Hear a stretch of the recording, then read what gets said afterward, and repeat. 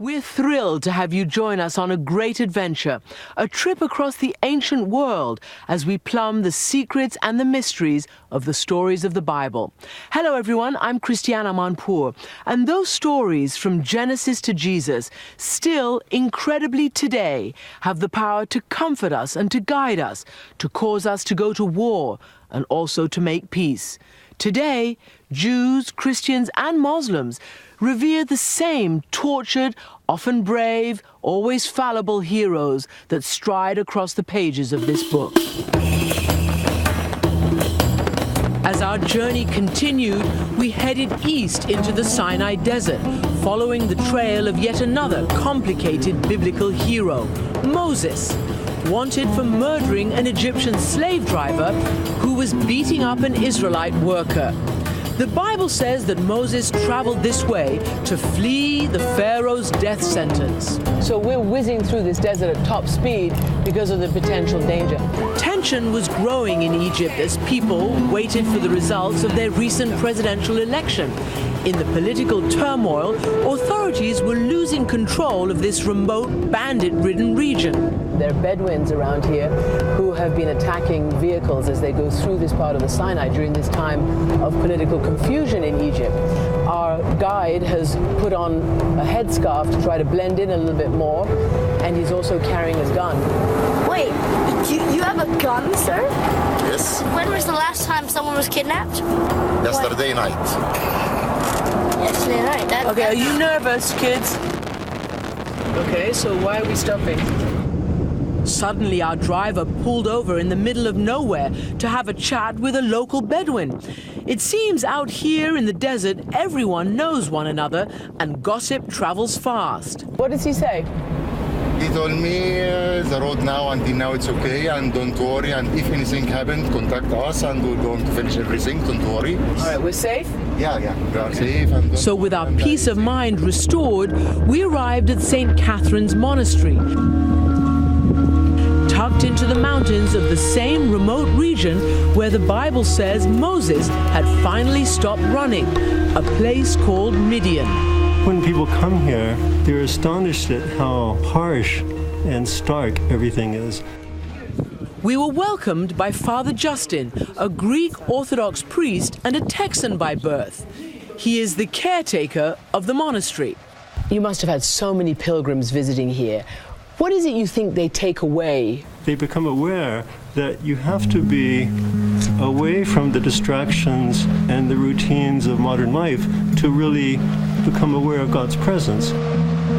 According to the Bible and the Quran, which names him the prophet Musa, this is where Moses married a local girl, had a few children, and became a shepherd, a seemingly simple existence for the man who would go on to lead the Exodus. But as the Bible tells it, his time as a shepherd was the perfect preparation for what was to come.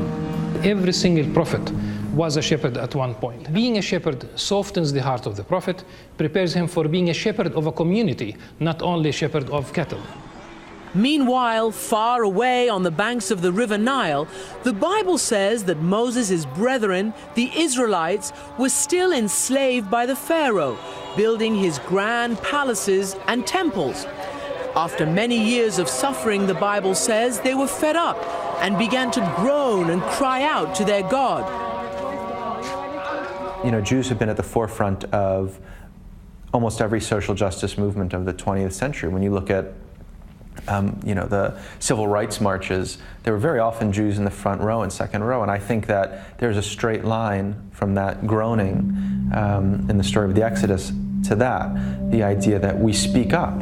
It seems God heard their cries. The Bible says that Moses, who was living in peace and quiet, then got the surprise of his life. And everything's peachy keen until one day he notices a bush that seems to be on fire, and yet it's not consumed.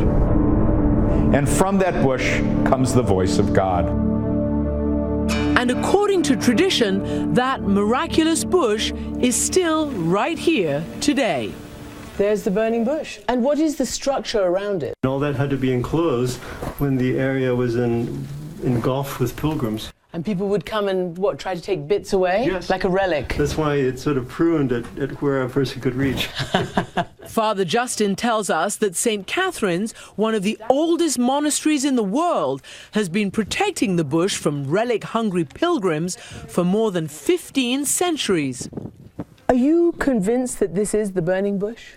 We believe that the first Christians who came here picked up this living tradition, that this is the place where God revealed himself in such an extraordinary way. According to the Bible, it was at that very moment that God first revealed his name, Yahweh. In Hebrew, it means, I am who I am. Basically, Moses is given the mission. Go down. Shall we sing it? Go down, Moses. Go down and tell Pharaoh to let my people go. You know, Moses is very reluctant when God signals to him that he has to be the leader of the Jews.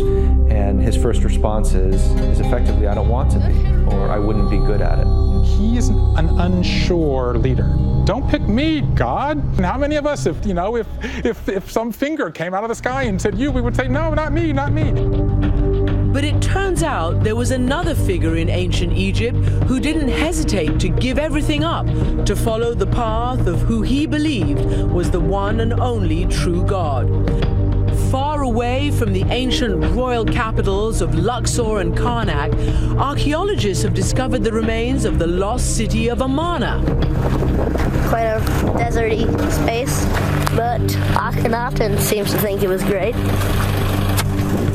Akhenaten was the pharaoh who built this city, and his revolutionary ideas about just one God shook ancient Egypt to its core. How are you? I'm Christiane. Rawia Ismail, hello. That's a nice name, Rawia. Thank you. What does it mean? It's a classical Arabic name, means the storyteller. Well, you're aptly named for us. Rawia Ismail is an Egyptologist from Cairo who spent years studying the ruins of Amarna.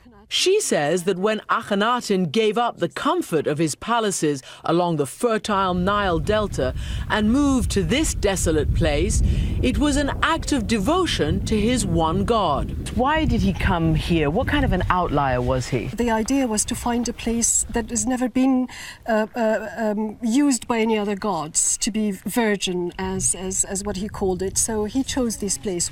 At first glance, we couldn't see much. But then a caretaker arrived to open a padlocked door and led us into one of the most beautiful tombs that we'd seen so far. Even thousands of years later, the walls are still covered with Akhenaten's radical message of monotheism. The main idea is the sun and the rays of the atom. And the influence, though, is the one God. Yeah. That's the main idea, is that the one God is responsible for everything. He looks after us above earth, and he looks after us underneath, and he looks after us in the resurrection. In another tomb at the site, Rawia shows us an inscription of the famous hymn to the god Aten. The hymn is surprisingly similar to Psalm 104 from the Old Testament of the Bible, a psalm that's often attributed to King David. Connections lead you to believe certain things about Moses. As an archaeologist, maybe not. As a Muslim woman, I believe he existed from the Quran, because these type of words can never be a man-made. No matter what you call this power, Allah, Jesus, Yahweh, whatever, it's one at the end.